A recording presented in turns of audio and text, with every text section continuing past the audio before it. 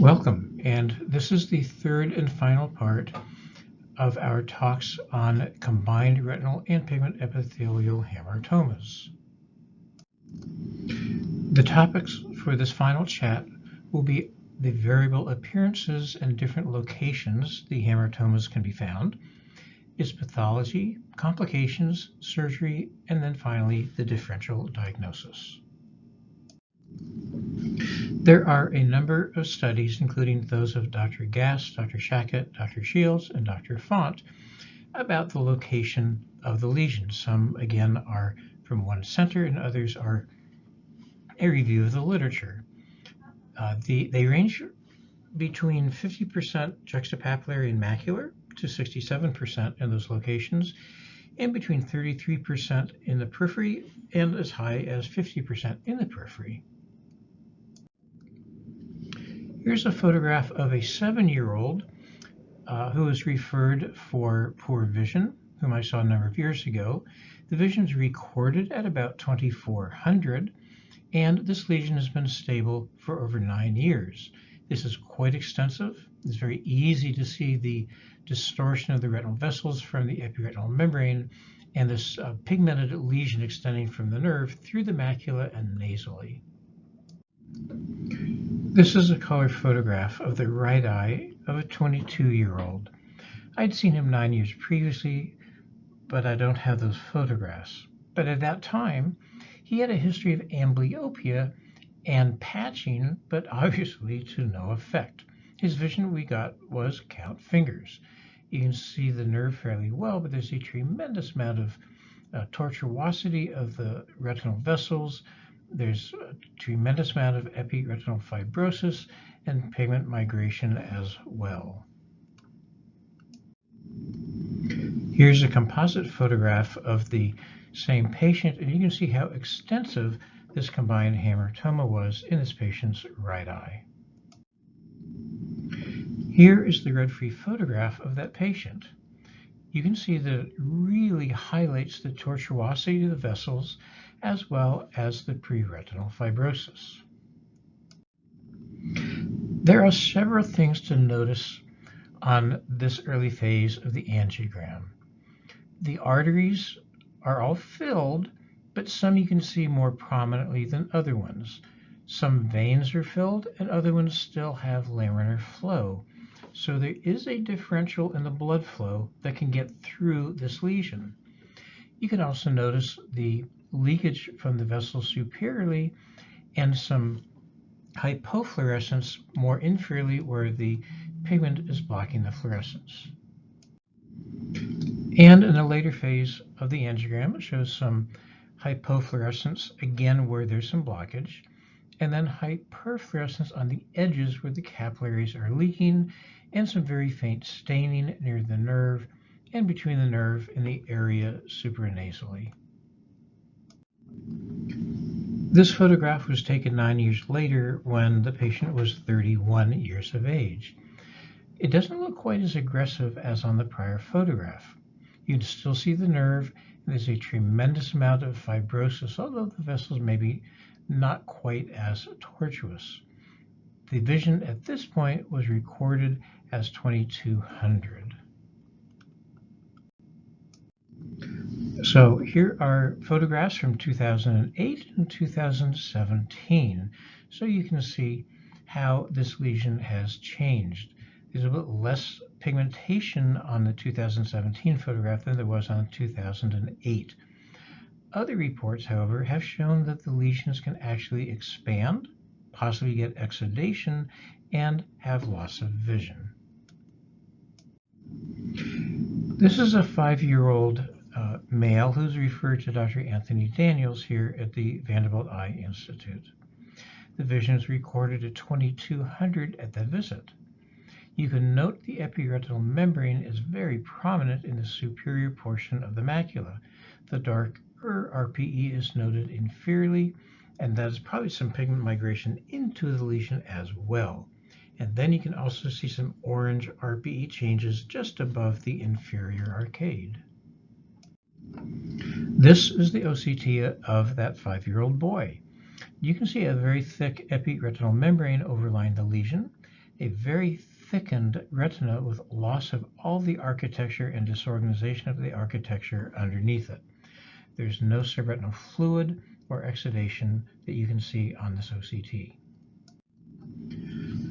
This is another of Dr. Daniel's patients, and the history is quite interesting. This is a macular combined hamartoma, but this 39-year-old said that his vision was good as a child, but over the past 18 months, it has been getting progressively worse, and it is now recorded as 2400.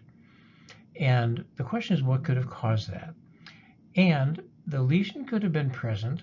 However, he may not have noticed the vision was blurred. That's one. The second, if you notice, there's an old vein occlusion superiorly, and we know vein occlusions can cause epiretinal membranes, and epiretinal membranes are associated with combined hamartomas. And it could possibly be, with this patient having hypertension, that he developed a vein occlusion that stimulated the epiretinal membrane to become much more prominent and contracting, giving much more distortion and loss of vision. That is a possibility. And here's the red-free photograph. You can see the prominent epiretinal membrane, straightening of the vessels in the papillomacular bundle, as well as the vein occlusion superiorly and some telangiectatic vessels. And here are the early and late phase photographs of this patient. You can see on the left side the telangiectatic vessels for the vein occlusion and a mild amount of leakage from that area in the late phase on the right. The tortuous and straightened vessels in the macula also noted early on, and late leakage and some staining is noted just temporal to the fovea and inferior to the fovea. And if you do look at the late phase, the fovea itself does not look to be that disorganized, but we'll take a look and see what it looks like on OCT. And here's the OCT of the patient. You can see on the IR that there's a tremendous amount of distortion of the macular area, and you can see the retinal striae quite easily. The cross-section shows an elevated epiretinal membrane. The central area, right in the foveal area, shows total disorganization and loss of architecture. And then also on either side, you can see some retinoschisis, and this has been described by Shackett in his 1985 article. This patient also had an ultrasound, and you can see both the A scan and the B scan on this representative slide. You can see that there is high reflectivity measured in this lesion due to the disorganization, and the B scan shows is elevated by 2 to 3 millimeters. So we've seen a number of peripapillary and macular lesions, and sometimes the hamartomas can be found peripherally. And in the literature, they're between 17 and 40%. But this is the only example that I have in my collection of a peripheral hamartoma. This patient was asymptomatic, and this lesion was found on an incidental examination. You can note that the vessels are just slightly straightened posteriorly, and the lesion is slightly elevated, pigmented, and also has an epiretinal membrane at the superior border. There are very few reports about pathology in this particular entity because not many eyes are enucleated because of this problem. Font did have a specimen that he reported on, and he showed disorganization of the glial tissue in the retina, abnormal blood vessels, and proliferated retinal pigment epithelium. A glial membrane was noted to cover the optic nerve, and there were also strands of RPE as well. There can be a number of complications. Shackett and Shields and Inoue described subretinal hemorrhaging and subretinal choroidal neovascular membranes. There can also be some intraretinal cystic spaces and acquired schisis, as you can see in the last patient, and Moschos described a patient with a vitreous hemorrhage as well. This is a 22-year-old African-American male whom I saw several years ago. He states that he had glasses prescribed 2 years previously, and no mention was made of any eye problems at the time. But he was referred to us after he did not do well on his school exam. Again, while these are developmental lesions, they can grow over time, and as in this patient, the vision may have been normal until the membrane contracted, and then the vision decreases. If you look, the white arrow points to the very dense epiretinal membrane. The blue arrow points to retinal striae. The yellow arrow points to some RPE changes, and if you look very closely, the red arrow points to some subretinal hemorrhage. As you can tell, his OCT is very typical of combined hamartomas. There's a very irregular surface coming from the epiretinal membrane, and the retinal tissue is just totally disorganized and lacks all structure. There may be some cystic changes temporally. The patient returned 3 months later when his vision dropped to 2400. And if you look closely, you can see he has an extensive amount of subretinal hemorrhaging, much larger than the area on the first color photograph. A fluorescein angiogram was taken on this visit, and it shows not only the dilated vessels around the lesion, but it also shows a mild amount of leakage from the hamartomatous vessels, but also the most prominent factor here is the subretinal hyperfluorescence from a subretinal neovascular membrane. Even though he's only 12 years old, he was a great patient, and I was able to give in the office 3 avasins on a monthly basis. His vision improved from 2400 to 2100, but then it started to decline, and the patients elected to have some surgery to see whether we could stop the decline of vision from further contraction of the epiretinal membrane.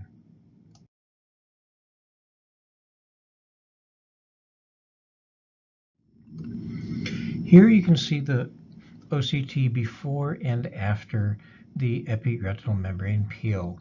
You can see much more disorganization on the superior scan, and the retinal architecture actually started to get just a little more noticeable and definable on the January 2015 OCT. And here are 3 OCTs to compare before, when it was more progressive, and then late on. And you can see the tremendous amount of disorganization of the retina superiorly with some subretinal fluid near the nerve. And then post-surgery, when the vision actually got to be 20/60, you can see the retinal architecture is a bit more noticeable. And you should note here that he did not receive any more intravitreal injections after the first 3. So obviously when you see these pigmented lesions in the back of the eye, and with the fibrosis and dragging of the disc and all that, you need to include in your differential diagnosis melanocytomas, possibility of retinopathy of prematurity, a morning glory phenomenon, and also possibly post-inflammatory lesions as well. And here are the references for this section.